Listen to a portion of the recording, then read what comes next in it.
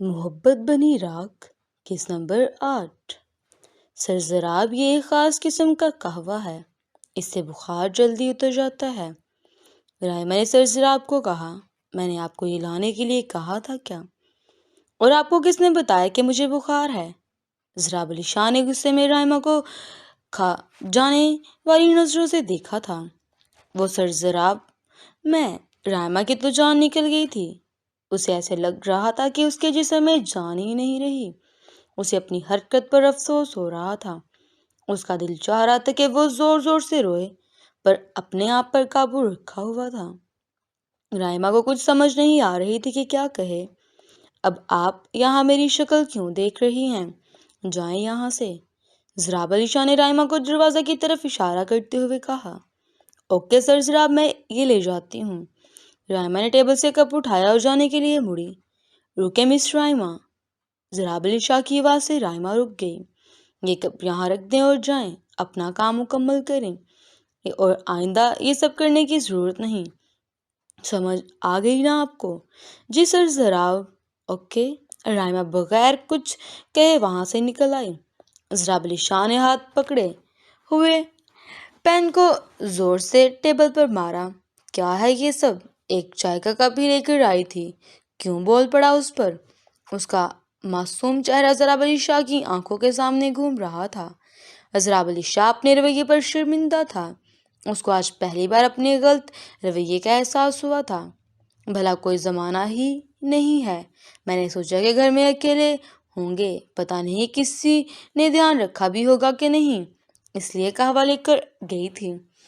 تو بھی پاگل ہے رائما، ایسے انسان کے بارے میں سوچ رہی ہے جو ایک نمبر کا گھمنڈی ہے، بدتمیز ہے، انا پرست ہے، غرور تو جیسے کوٹ کوٹ کر بھرا ہو اس میں۔ رائما مسلسل بولی جا رہی تھی کہ اچانک کسی نے آواز دی، کس کو اتنا سنایا جا رہا ہے؟ رائما نے اپنی آنکھوں کو ایک دم بند کر لی جیسے کوئی چوری پکڑی گئی ہو۔ سر احد آپ؟ رائما نے آنکھیں کھولتے اپنے سامنے احد رضا کو کھڑے ہوئے دیکھا۔ کیا بات ہے مس رائما، آپ اتنا ناراض کیوں ہو رہی ہیں؟ کسی نے کچھ کہا ہے کیا؟ احد رضا نے ہمدردی سے رائما کو پوچھا۔ نہیں سر عذر، ایسی کوئی بات نہیں، وہ بس… رائما کہتے کہتے رک گئی۔ اور اچھا میں سمجھ گیا، زراب علی شاہ نے کچھ کہا ہے۔ رائما اس بات پر چپ رہی۔ اوکے چل گیا پتہ، پر تم پریشان نہ ہو، زراب کی عادت ایسی ہی ہے، اس کا غصہ بھی وقتی طور پر ہوتا ہے۔ جی سر احد۔ رائما بس اتنا ہی جواب دے سکی۔ احد رضا یہ کہہ کر رائما کے روم سے چلا گیا۔ تو جناب کی طبیعت کیسی ہے اب؟ احد رضا نے روم میں آتے ہی زراب علی شاہ کو کہا۔ ٹھیک ہوں اب۔ زراب علی شاہ جو گہری سوچ میں گم تھا۔ اچھا تم نے رائما سے اس کی امی کی طبیعت پوچھی کیا؟ کیوں؟ کہ کل میں نے اسے بتایا تھا کہ تم میرے ساتھ ہو، تمہیں بخار ہے، چیک اپ کے لیے آئے ہیں۔ احد رضا کے منہ سے جب زراب علی شاہ نے یہ بات سنی تو احد رضا نے بالکل رائما کو بتایا تھا تو وہ ایک دم چونک گیا۔ کیا کہا تم نے؟ کیا تم نے رائما کو بتایا کہ میرا…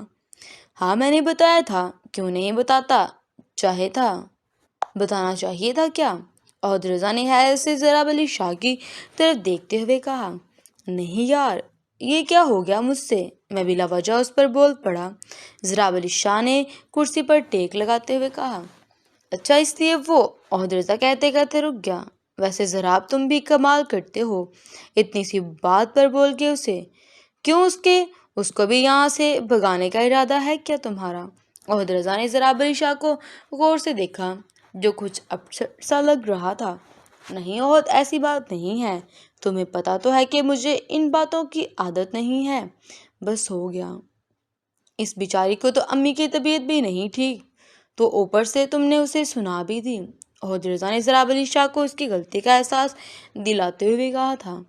چلو اب چلتے ہیں، پہلے کافی دیر ہو گئی ہے۔ احد رضا نے زراب علی شاہ کو کہا۔ ان کی آج ایک میٹنگ تھی۔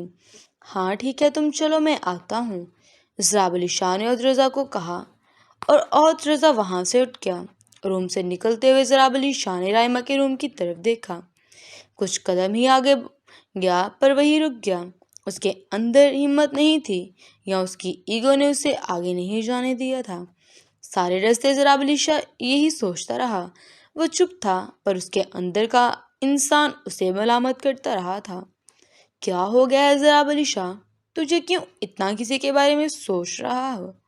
یہ بھی ویسے ہی ہے، دھوکہ دینے والی عورت کی ذات جو صرف اپنا فائدہ سوچتی ہے۔ اب اور نہیں، میری زندگی میں کسی کی کوئی گنجائش نہیں ہے۔ ضراب علی شاہ کبھی بھی کسی کے آگے جھک نہیں سکتا، اور آخر کار ضراب کی انا اس کی سوچ پر حاوی ہو گئی، اور پھر کیسی انسانیت کا خون کر کے ضراب علی شاہ بہت مطمئن ہو گیا۔ جاری ہے اگلی قسط کے لیے میرے چینل کو سبسکرائب کریں۔ اگلی قسط اس کو ہی ملے گی جس نے میرے چینل کو سبسکرائب کر رکھا ہے۔ اپنا بہت زیادہ خیال رکھیں۔ اللہ حافظ۔